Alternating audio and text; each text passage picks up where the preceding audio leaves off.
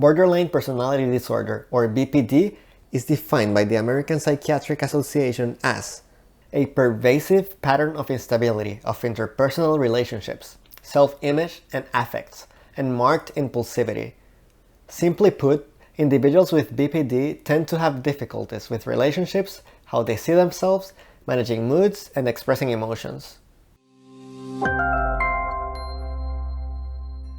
Bpd symptoms often include acting out of impulse or in extremes. This can manifest in self-harming behavior, recurring suicidal thoughts, and intense mood swings. Relationships tend to have cycles of highs and lows.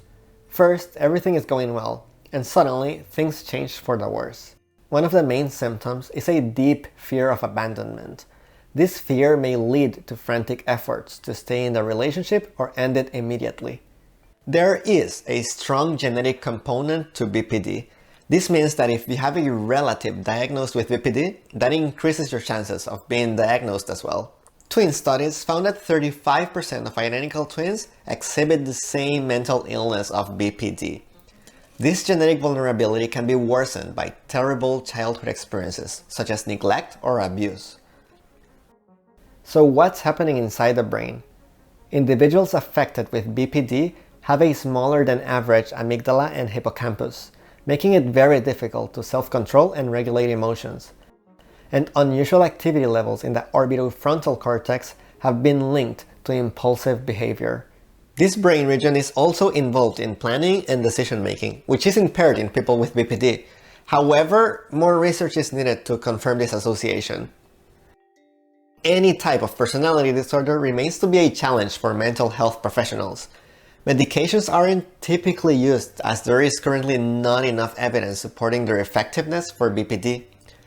Often, they are treated with psychotherapies such as dialectical behavioral therapy and cognitive behavioral therapy. And because the relationships are often affected, involving their friends and family members can support treatment. Among personality disorders, borderline is one of the most strongly stigmatized. In one study that measured stigmatizing attitudes, the diagnosis of borderline was labeled more harshly than schizophrenia. And I get where this is coming from. Unlike schizophrenic people who cannot control their delusions and hallucinations, BPD people may be minimized or trivialized as just someone who is manipulative or attention seeker.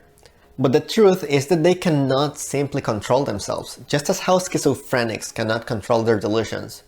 As mentioned earlier, BPD people have these brain differences and cognitive impairments that make them have an intense fear of abandonment, unstable sense of self, and extreme behaviors.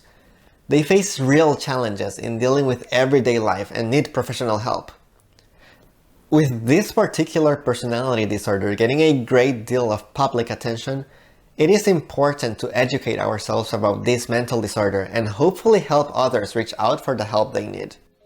This video is for psychoeducational purposes only and should not be used for self-diagnosis. If you think you may have this disorder, please visit a professional for a proper assessment. See you in the next video.